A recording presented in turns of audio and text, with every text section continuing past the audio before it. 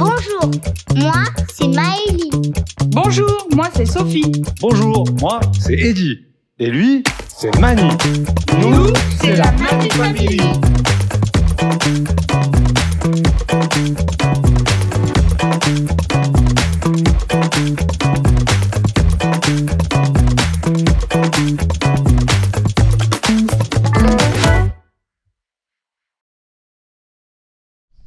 Alors, nouvelle séquence, donc dans la fabrication sur mesure des meubles de Mani.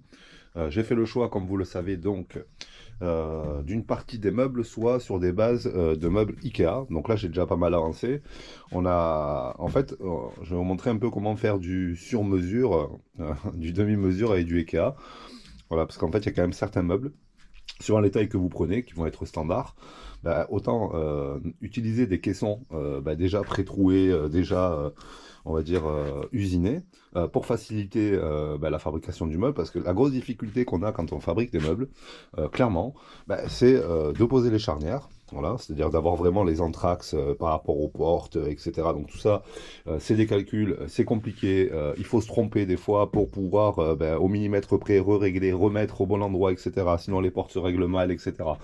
Donc ce que je vous conseille déjà, quand on va fabriquer des meubles, c'est d'avoir tout ce genre de gabarit, par exemple. Voilà, ce genre de gabarit qui va vous permettre très simplement de venir avoir les entraxes. Alors chaque marque, bien sûr, a son gabarit. Suivant la marque que vous allez utiliser. Donc soit vous allez utiliser du Bloom, soit vous allez utiliser du Etich. Je vais en avoir une ou deux qui traînent par là. Donc forcément les gabarits ne seront pas les mêmes, parce que chaque charnière a un entraxe, on va dire, différent au niveau de ses inserts. Donc là on est sur des charnières Bloom automatiques. Sur la majorité de mes meubles, je suis plutôt sur du Etich. Bon voilà, et donc il y a toujours des adaptations. Sur du Etich, les entraxes, vous voyez, sont pas du tout au même endroit. Hein, je sais pas si on voit, mais c'est clairement décalé. Donc voilà, c'est pour ça qu'il faut avoir des gabarits différents, parce que pour les poser, et puis être sûr qu'après, au niveau hauteur, profondeur, réglage de la porte soit ajustée. Donc je vous donne un exemple juste sur une modification de porte Ikea comme on l'a vu auparavant. Vous voyez, les trous, je les ai remplis là. Donc avec des taurillons pour repercer quelques millimètres plus loin, parce que ici c'est du Etich qui vient se présenter, et donc les Etich ont un décalage par rapport au Bloom. Voilà, donc tout ça, ça reste quand même long. Du coup, c'est pour ça que si on peut utiliser du meuble Ikea qui est lui déjà, on va dire, pré-assemblé, fait pour être assemblé, ça évite déjà d'utiliser des équerres, de faire des trous, de faire des calculs, de s'assurer de tout ça, et de présenter des caissons déjà prémontés d'usine avec des mesures standards. Donc nous, par exemple, là on arrête sur le meuble de la chambre de Maëlie. Le lit de Maëlie fait 80, la cellule, on va dire, dans laquelle elle va dormir fait 80. J'ai pris un meuble, un caisson de 80 que j'ai réusiné pour jouer sur la profondeur et la hauteur. Donc clairement, en hauteur et en profondeur, ce meuble il est pas bon, mais sur la largeur, j'ai déjà toutes les trous d'assemblage pour les taurillons, etc. Et donc après, moi j'ai plus qu'à jouer. Comme on vient de le faire ici, on a réusiné donc le meuble Ikea donc à la scie sur table. Pour moi, je fais un meuble de 35 de large. Donc on a usiné toutes les parties du meuble. Donc déjà, ça simplifie, il n'y a que ce genre de coupe à faire. Et puis après, l'avantage, c'est que sur les côtés, là vous vous emmerdez pas, vous prenez d'origine les Urustra, là, c'est-à-dire les Bloom que je viens de montrer ici. Voilà, c'est du Ikea, donc tous les trous sont déjà faits. Donc là, un temps de gagner phénoménal. Parce que là, on le voit ici, sur cette partie du meuble, qui est la partie haute du meuble, il n'est pas prévu chez Ikea d'avoir des portes qui sont vers le haut, etc. sur ce type de meuble. Donc là, c'était à moi de prendre toutes mes mesures avec mon gabarit pour m'assurer que, on va dire, la charnière soit positionnée au bon endroit, au millimètre près, donc avec mes gabarits ou des prises de mesure, parce que vous allez voir que ce meuble est quand même sur mesure. Il est sur une base Ikea, mais il est totalement réusiné pour avoir un meuble qui au final est totalement sur mesure. Donc je vais gagner quand même 50% du travail que si j'étais parti sur du mélaminé à débiter, etc. Donc on a fini les coupes. Voilà, là on voit qu'on a réservé les chutes. On est en train de présenter les charnières. Et puis on va procéder au montage du meuble. Donc voilà, donc là on peut voir que voilà, j'ai dû prendre des mesures, etc., présenter la porte, faire des prises de cote pour m'assurer que les charnières soient au bon endroit, que l'anthrax des trous soit le bon, que la dimension du trou soit la bonne, ben, pour venir s'adapter sur les charnières Bloom Ikea. Et bien là, l'avantage, c'est que sur les parties que Ikea a déjà prévu qu'on aille mettre des portes, bah, c'est très simple quoi. Les trous sont déjà faits, on déballe la charnière, voilà, j'ai juste à déballer ma charnière, venir la présenter à la mesure dont j'ai besoin. Bon voilà, c'est énormément de temps de gagner, il n'y a rien à faire. Voilà, sinon il ne se fait que emboîter. Donc ici, c'est entre une demi-heure et 45 minutes de travail, allez, peut-être pas, mais bon, ou bien une demi-heure de travail pour faire 2 trous, présenter 2 charnières et s'assurer qu'elles soient bien d'équerre, etc. Ici, ben, vous ouvrez 2 paquets, voilà, 2 minutes 30. Donc voilà en gros la partie du meuble. Donc ce meuble à la base qui est un Ikea de 80 par 60 de profondeur sur 80 de haut. Donc au final, moi j'ai besoin de fabriquer un meuble de 80 de large, pas de problème. Par contre de 103 de haut et de 35,2 de profondeur. Donc les coupes de profondeur ont déjà été faites sur tous les éléments. Pour arriver de 80 de hauteur à 103, donc j'ai créé un élément bas sur lequel va venir se poser entre guillemets pour faire 2 niveaux. Voilà, je ne voulais pas avoir un seul meuble attenant, vous allez voir pourquoi. Donc en fait on fait une partie basse, on vient présenter et donc adapter une porte de tiroir Ikea pour faire la partie basse qui elle sera au niveau du lit. Et donc après des étagères, les portes, etc. Allez, c'est parti.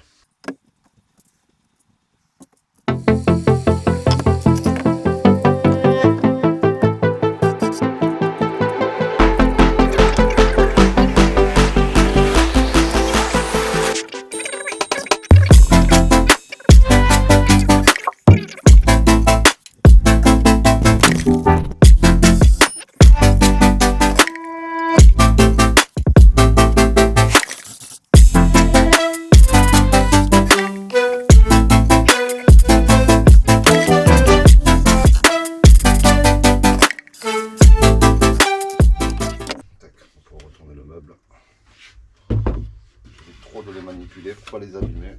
Voilà. Voilà, donc ça en gros c'est le socle sur lequel vient se monter le meuble Ikea d'origine. Donc là on est sur quelque chose de sur mesure, fabriqué maison. Et maintenant il nous reste à assembler. Donc pareil au niveau du meuble Ikea, on l'a fait à l'envers. Ici c'est la partie basse du meuble qui chez moi devient en gros la partie haute.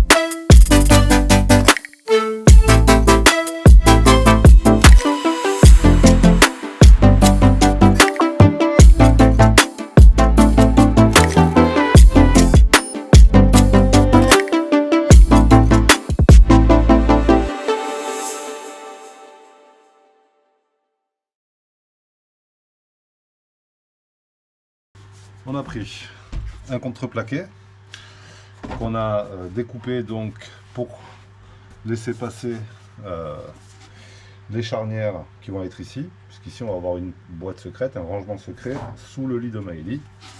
On l'a plaqué avec de l'isorel, hein, voilà, blanc, pour faire une finition, essayer d'avoir une bonne finition. Donc là j'ai pas mis le rail de sécurité à l'arrière. En gros ici, le rail de sécurité vient se présenter là. Donc on va le faire pour pouvoir venir présenter ici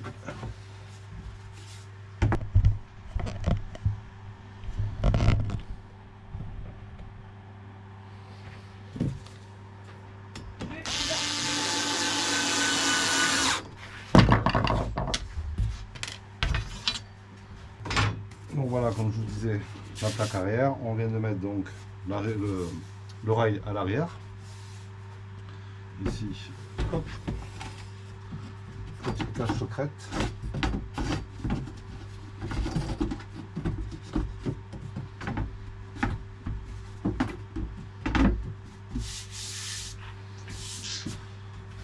Voilà, donc petite cache secrète qui pourra s'ouvrir. Alors bien sûr ici il y aura le mur à l'arrière, hein, ça le retiendra.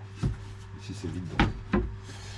Donc ici je suis venu poser tout le long une cornière en PVC simple, vissée, il y a 5 ou 6 vis, pour venir faire le support. Voilà, on est bien à fleur, c'est solide. Maintenant on présente les portes.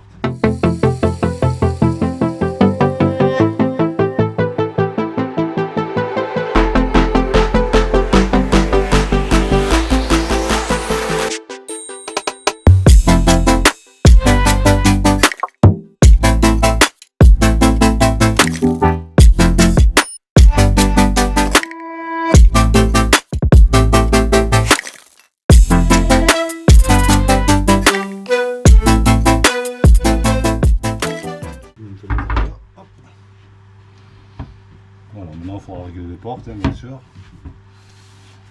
Mais voilà, dans l'ensemble, présentation à froid. Voilà, ici, maintenant, il faudra y mettre un compas. Donc ici, je suis parti sur un compas un peu spécial de 14 mm parce que ici, mon meuble est plus petit que tous les autres meubles. Donc encore une fois, c'est de la création, c'est du sur mesure. Et donc là, on va perdre un temps fou, hein, c'est normal, mais à un moment donné, il va falloir qu'on trouve la bonne distance en fait de calage du compas. Bon là, l'avantage c'est que voilà, je pense qu'on sera à peu près là. L'avantage de ces compas, c'est que voilà, il est suffisamment petit. Donc, moi je pense que je vais faire une ouverture ici pour faire une ouverture à comment on dit, à est-ce que je le mets là?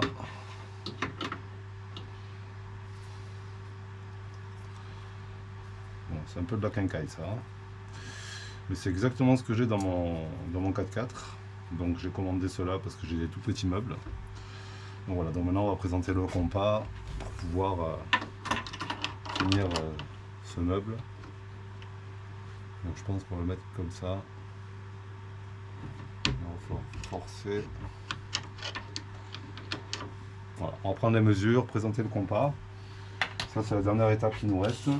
Mais voilà donc l'exemple du meuble de Maëlie avec la petite cage secrète. Donc avec moitié sur mesure, moitié Ikea. Voilà. Hop. Bon, voilà. Donc il s'est passé 2 heures. Comme quoi, 2h30. Comme quoi, même faire du semi-mesure en partant sur une base Ikea, mais il y a quand même beaucoup de modifications à faire. Donc déjà, j'ai mis énormément de temps, premièrement, hop là, à trouver la solution pour les compas. Parce que les compas sont de une relativement courts et de deux, ils venaient en conflit parce que c'est des compas caravanes. Et donc, ils sont pas faits pour avoir des charnières ici, mais plutôt ici. Vous voyez, comme il y a dans les camping-cars. Donc, ils venaient en conflit avec la charnière ici. Donc, j'ai dû sortir la défonceuse, créer une rainure pour laisser passer ça ici, voilà, qui rentre dans son logement, ici et ici. Donc déjà, voilà, il a fallu trouver, vous voyez encore les côtes marquées, les ci, les là, trouver exactement l'anthrax, où bien les poser, etc. Ça c'est déjà très long parce que c'est pas des compas adaptés à des meubles, hein, c'est vraiment pour les caravanes, etc. Bon bref, donc il n'y a pas de plan, avec la boîte, ça à nous de prendre les mesures, etc. Donc j'ai trouvé impeccable, j'ai dû donc ressortir la défonceuse, après forcément il avait fallu régler toutes les charnières pour pas que ça force. Et autre chose, donc comme ils sont poussés ici vraiment à fleur de la charnière, je les ai un peu décollés parce qu'ils venaient frotter contre le meuble, donc voilà, d'où la rainure à la défonceuse ici.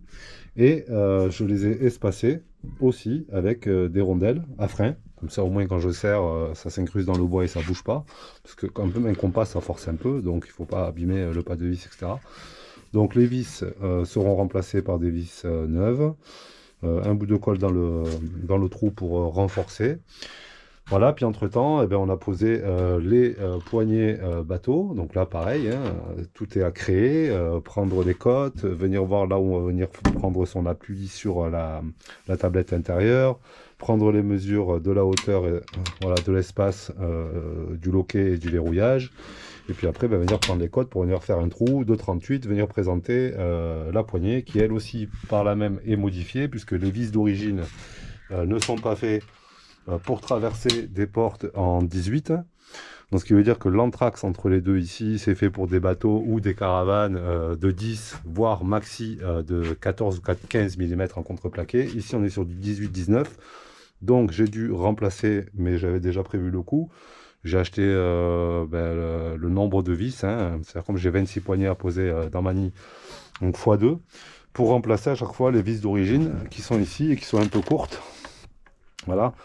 Hein, comprenez que voilà, si vous ne pouvez pas rejoindre les deux, hop, je vais y arriver, excusez-moi, hein, elle n'arrive même pas à traverser la porte. Voilà, donc ça on en trouve dans les magasins de bricolage. Donc si vous achetez des poignées bateaux comme ça sur Amazon, chez Osculati, spécialisé bateau, pensez toujours que l'anthrax il n'est pas fait pour ce genre de porte, mais il suffit juste de changer les vis.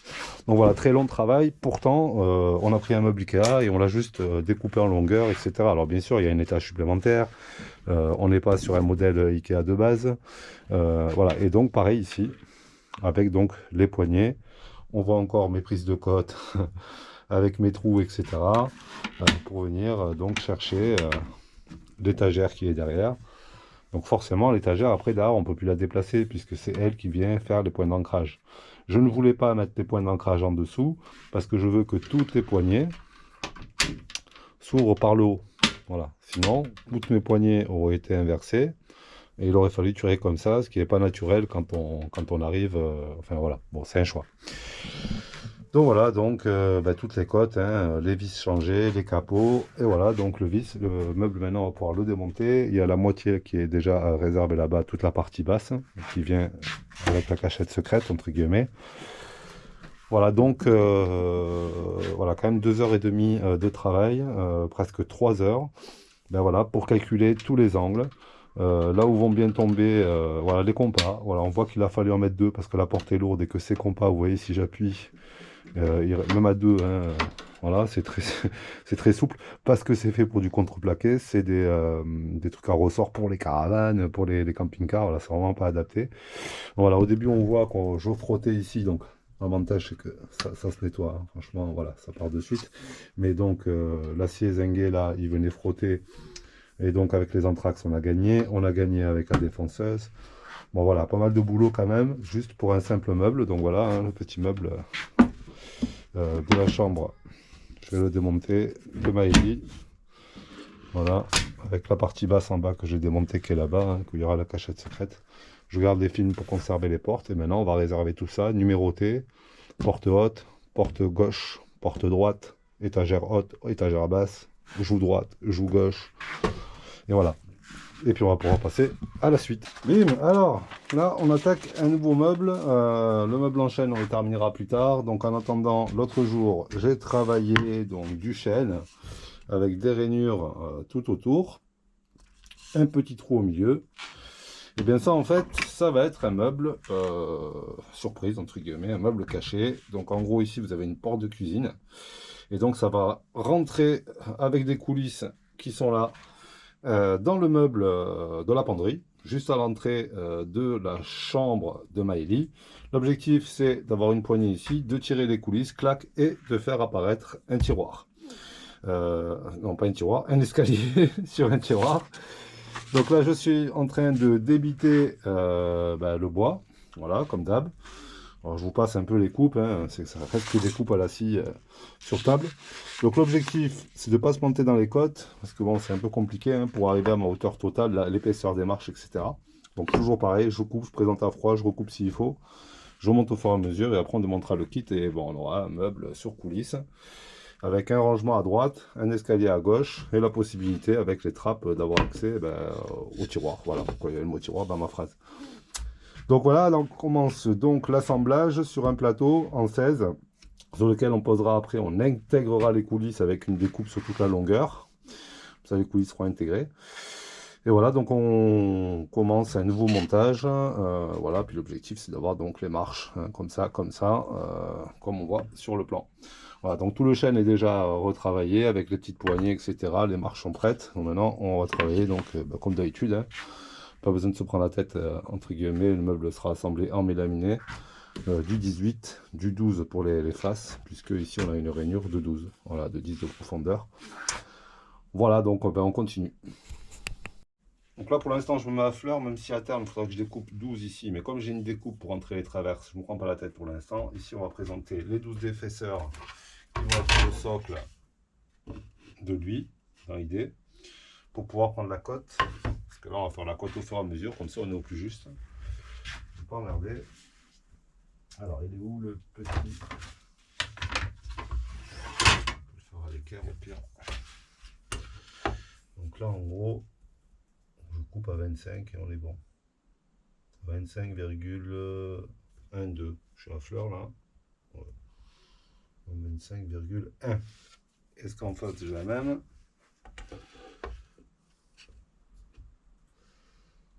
25,1. Vous me voyez de moins en moins mesurer au mètre. Parce que les mètres, vous savez, vous avez le fameux millimètre en trop ou en plus.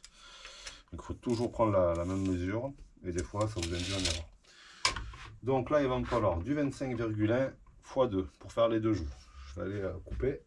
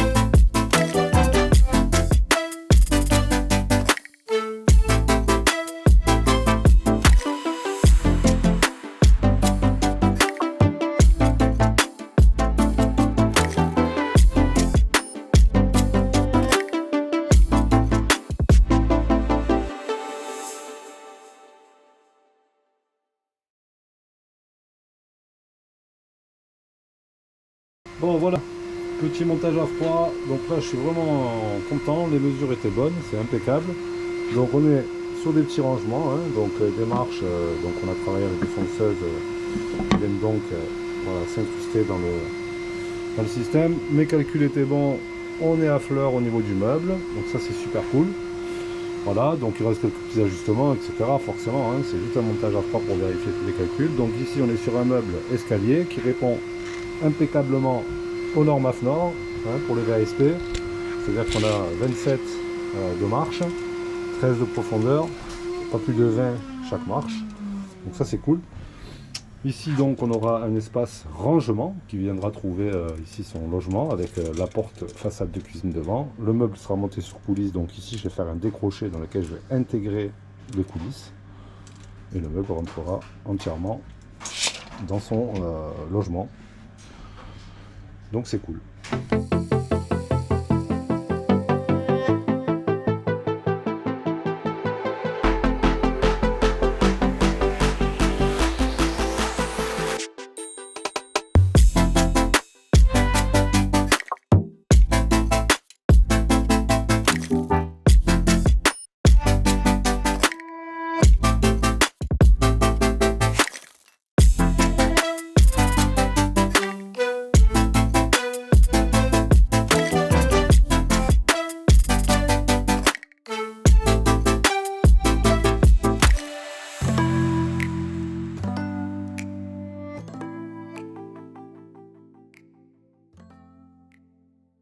Alors, suite et fin du meuble tiroir. Donc là, on a bien avancé. On a posé les rails, on a posé la joue. Ici viendra la porte. Ici, je vais faire un contre-cadre pour venir fixer la porte. Là, pour l'instant, mon travail, c'est la finition. Donc, vous voyez que ce blanc là n'est pas le même que celui-là. Alors, tout simplement parce que j'ai plaqué les champs. Voilà, c'est quand même beaucoup plus joli. Et j'ai posé dessus un film glossy. Donc tout le camion sera glossy, donc bah, voilà, autant que les portes soient glossy. Donc là, bah, on va continuer ce travail. Petit tuto pour ceux qui ne savent pas ou qui n'ont jamais fait ça. Donc pour poser, voilà, là j'ai posé donc un champ. Donc moi j'utilise du champ papier autocollant, simple, voilà. Vous le découpez au cutter, au ciseau, vous venez le présenter, tac, vous chanfreinez le bord pour que ce soit propre. Ouais, donc vous le finissez tout simplement avec du papier fin, vous venez égrainer avec un angle à 45, vous essayez, vous lui donnez un beau chanfrein. Voilà, une fois que ça c'est fait, il n'y a plus rien qui dépasse. Voilà. Ce que je fais moi, vu que maintenant on va plaquer du vinyle, donc là c'est du vinyle classique que vous trouvez dans les magasins de bricolage. Donc là on voit qu'on est vraiment à fleur, il n'y a pas de défaut. Voilà, donc ce que je fais pour vraiment être sûr qu'il n'y ait pas de poussière quand j'ai posé mon vinyle et puis enlever les surcouches de colle, donc un petit coup d'acétone, on nettoie les champs, le chanfrein qu'on vient de poncer, comme ça on enlève tout ce qui peut éventuellement faire des micros. Voilà, donc on nettoie aussi grossièrement à l'acétone, le plus gros. Après, ce que je vous préconise, c'est d'avoir un deuxième chiffon pour vraiment enlever les poussières. Je le referai tout à l'heure. Donc après, on va prendre... Il faut vraiment que la table soit le plus propre possible. J'ai passé un coup d'aspirateur, mais je reste quand même dans l'atelier, donc bon, c'est pas le top du top. Donc on prend le vinyle. Là-dessus, on va prendre des marques en présentant ton côté face. Hop. Donc on va laisser à peu près 1 cm au pourtour. Voilà, donc ce qui veut dire que ici, pour venir après replaquer mon champ, je serai bien en venant ici. Donc là, je prends ma marque. Ce trait il est là. Et je vais venir couper ici. Voilà, lui je le réserve un peu plus loin. Je vais prendre ma règle.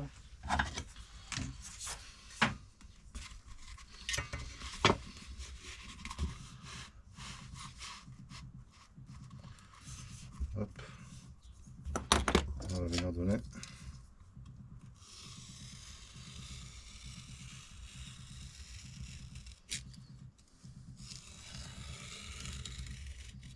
Petit coup de cutter. On laisse le bout comme ça il ne va pas nous embêter. Et un autre coup de cutter ici. Je peux l'avoir rien d'exceptionnel.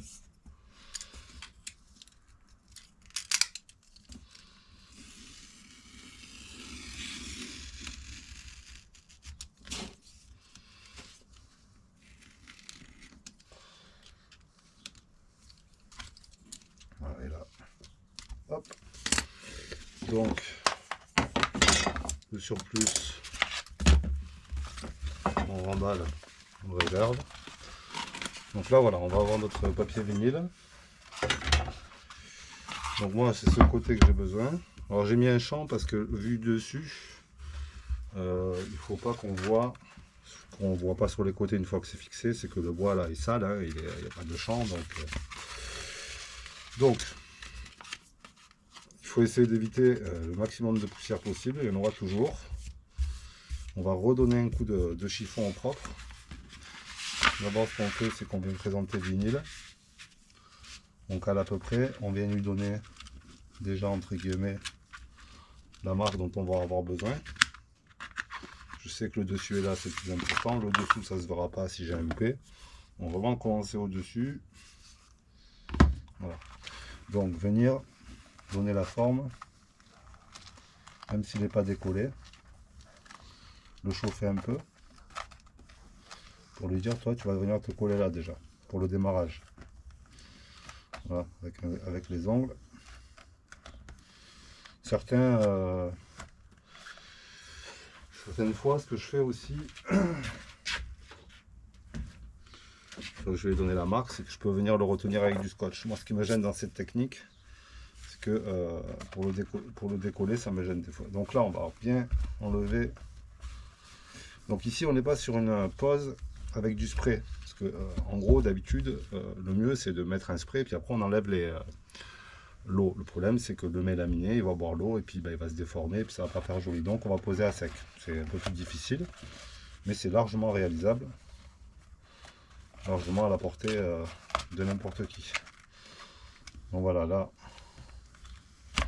il a son pli. Donc, hop, hop, toujours le chiffon. On va commencer à décoller. Alors ça, c'est la période un peu chiante. Mais maintenant que je ne me ronge plus les ongles, c'est beaucoup plus facile. Voilà, donc gentiment, juste la partie qui nous intéresse pour l'instant. Alors c'est fastidieux, hein, c'est un peu de travail. Mais encore une fois, quand on fait soi-même, c'est peut-être des choses qu'il faut savoir faire et qui peuvent servir.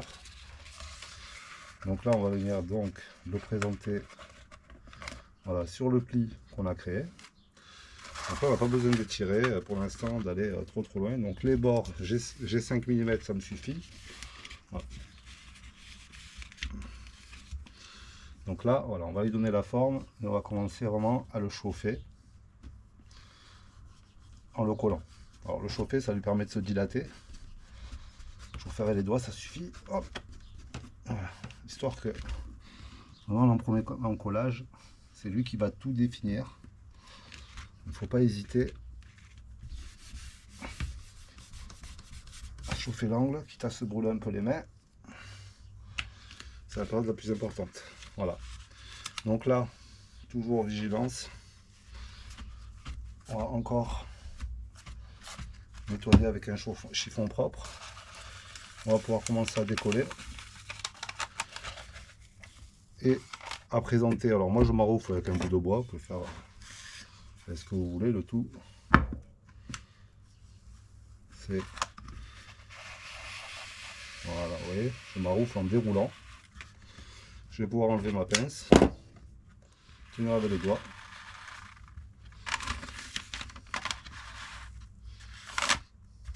Remettre un coup de chiffon, on ne sait jamais, là où il y avait la pince.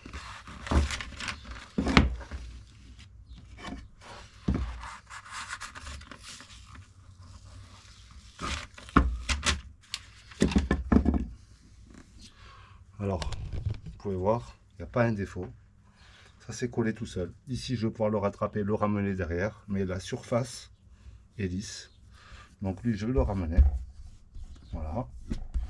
Je le ramène gentiment. J'enlève les bulles à la main. Ça fonctionne. Sans problème. Vous le chauffez, il se recolle, il se dilate. Voilà. Donnez-lui bien les angles, c'est le plus important.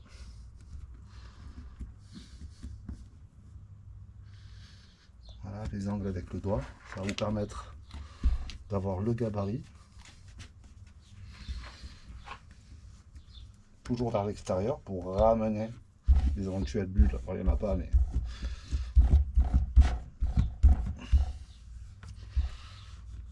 Voilà. Donc quand vous voyez l'arête, c'est que c'est bon.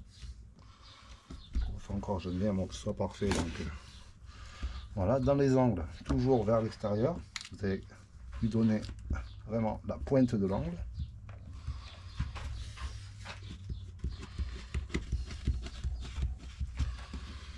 Donc 80% du travail est fait.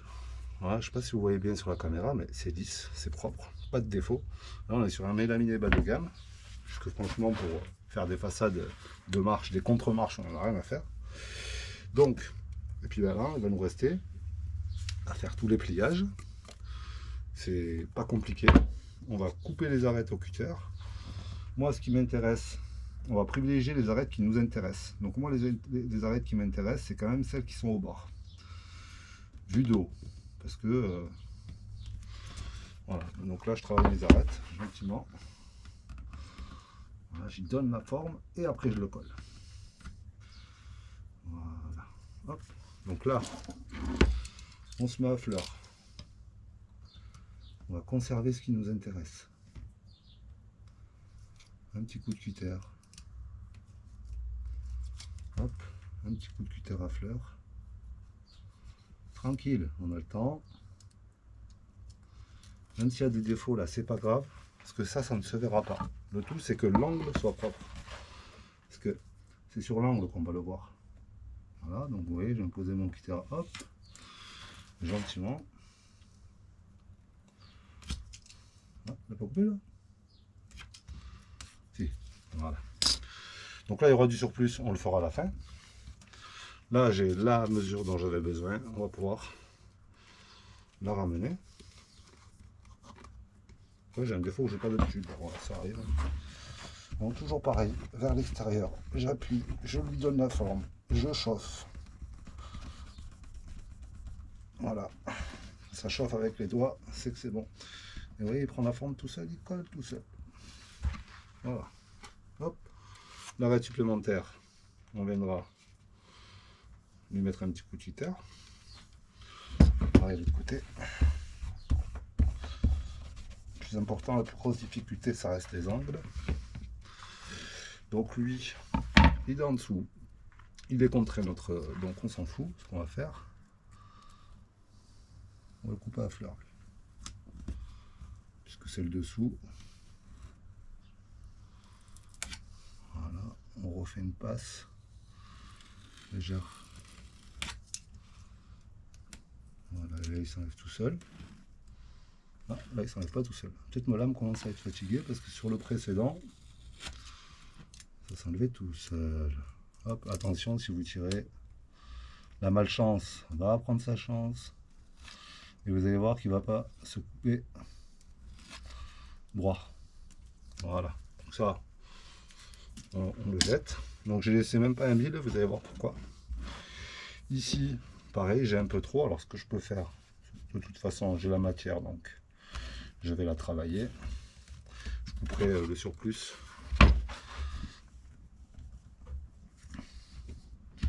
Vous voyez, là, les angles, c'est plus un problème. Ils ont pris leur forme. Hop, et allez, on y va. Donc voilà, il y a une petite demi-heure de boulot pour 3 tablettes comme ça, quelle que soit la taille. Hein. Là, elles sont petites, donc forcément, c'est un peu long. Si ce serait des plus de 50 par 60, ce serait la même chose. Mais bon, c'est à la portée de tout le monde. Et franchement, ça fait une finition irréprochable. Donc, faut pas s'en priver. Donc là, vous voyez, j'ai cassé l'arête. Il a pris sa forme. Alors, j'espère que ma lame ne va pas me porter préjudice. Mais bon, de toute façon, c'est caché. Et là, pareil, je suis le bois. Gentiment. Et voilà. Donc, franchement, il me reste encore des bulles à enlever ici, un petit travail, mais voilà. Donc ça, du coup, on pourra la présenter. Donc là, on va vraiment s'assurer que tout soit bien collé sur tous les bords. On finit bien ses angles, ses arêtes.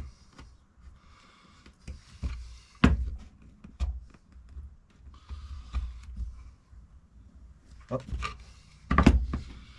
L'avantage, c'est qu'une fois collé, ça ne se décollera pas. Si vous l'avez bien chauffé, bien dilaté à chaque fois. C'est un peu comme le vinyle sur les voitures, le covering, il faut qu'il soit étiré. Alors, j'aurais pu le faire au sèche-cheveux aussi, mais sur des petites superficies comme ça, pas forcément besoin. Donc là, j'ai un petit défaut ici. Donc là, pareil, le surplus. Hop. Gentiment. Voilà, là on a un angle impeccable. Ici un angle impeccable. On va pouvoir enlever le surplus aussi.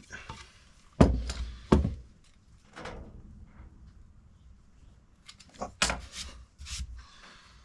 Bon, voilà, hein. C'est impeccable ça. Une belle marche, une belle contre-marche, glossy, comme tous les meubles du camion. Alors, je revérifie toujours mes arêtes, parce que s'il y a des problèmes, ils vont arriver là. Voilà, pas hésiter à faire plusieurs passes, c'est pas un problème. Voilà, donc là on a fini la deuxième, au propre. Comme disait Quelqu'un qui se reconnaîtra. Propre sous le nez. Voilà, toujours le museau humide, comme il disait. Vous n'avez pas la rêve, ça vous fait pas rire, moi ça me fait délirer. Donc voilà, et donc on peut venir présenter. Ah. Hop, alors. Voilà, à une main c'est un peu galère parce que tout rentre en force. Hein. Le but c'est vraiment pas que ce soit brinque-ballant. On va y arriver. Alors je veux pas que j'y arrive. Là. On va y arriver, on va y arriver. Voilà. Et donc là, on va arriver.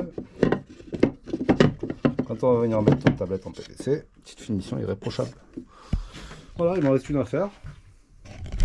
Enjoy. Bon, ça y est la famille, on a fini ce meuble. Il restera 2-3 petites retouches le jour de la pause. Alors, je suis un peu déçu sur un détail. Voilà, j'ai pris des coulisses, ça a sorti intégrale là, chez Bricosaur. J'ai payé comme ça 100 balles avec un poids de 120 kg. Je vais vous expliquer pourquoi. Et bien en fait, on peut pas enlever le rail de l'avant ou de l'arrière. Donc le jour de la pause, ce serait une petite galère. Mais bon, j'ai déjà réfléchi, j'ai fabriqué un plateau pour pouvoir représenter le meuble sur le plateau. Donc voilà, le meuble est terminé. Donc ici, on aura un porte-bouteille, puisque finalement, on sera à 1 mètre de la cuisine. Donc voilà, soit porte-épices, soit porte-bouteille. J'ai pris les mesures avec un pack d'eau. C'est pile poil, donc on va pouvoir ranger des bonnes bouteilles de vin pour faire l'apéro avec les copains. Donc le meuble monté sur coulisses, ici il y aura la porte, je ne vais pas la présenter aujourd'hui, j'attendrai d'avoir les mesures définitives du meuble qui va l'accueillir. Normalement on est sur un 40, mais je n'ai pas envie de me prendre la tête, ça je le ferai au dernier moment. Donc la porte, la poignée, ici le dégagement parce qu'il y aura l'étagère qui viendra donc verrouiller ici. Donc on ouvrira, on sortira ce meuble et on aura donc l'escalier d'accès à la chambre de Maëlie. Une fois qu'on n'aura pas besoin, tac, il rentrera directement dans le meuble. Donc voilà, les petits rangements qui vont bien à l'intérieur. On a fait tous les champs, toutes les finitions. Je suis plutôt content du résultat. Bon, après ce meuble, il sera plus souvent rangé que sorti, mais voilà. Donc c'est cool, on va pouvoir continuer la suite. Voilà, ça m'a demandé pas mal de finition, de réflexion, ce petit meuble. Mais voilà, ça fait encore partie des meubles sur mesure qu'on va retrouver sur Mani, où je prends l'avance de le faire pour être à l'aise. Voilà, comme ça au moins le jour de la pause. Voilà, ce que je vais vous montrer, donc c'est ces fameuses coulisses. Et normalement, toutes les coulisses de tiroirs de cuisine que j'ai posées ou autres, généralement, si vous voulez, on a un petit loquet, clac, qui nous permet de sortir les rails. Donc mon idée, c'était d'aller poser les rails. Et donc, après, prendre mon meuble, clac, le présenter, clac, le caler dans les rails, puis c'était fini. Bon, je me suis rendu compte lors de la fabrication, parce que j'ai intégré les rails à la défonceuse ici, justement pour que le meuble arrive à fleur du meuble dans lequel, voilà, ici il y aura 18. Et c'est juste l'épaisseur de la porte qui va venir ici. Donc là c'est un peu con parce que ces coulisses elles ne bougent pas, on ne peut pas les sortir. J'ai cherché, j'ai regardé, j'ai demandé à Bricosaur, j'ai demandé à la marque, non, elles ne sont pas faites pour être démontées. Donc ce que j'ai fait, c'est qu'en fait lui il est fixé par 4 points à l'intérieur, cachés ici.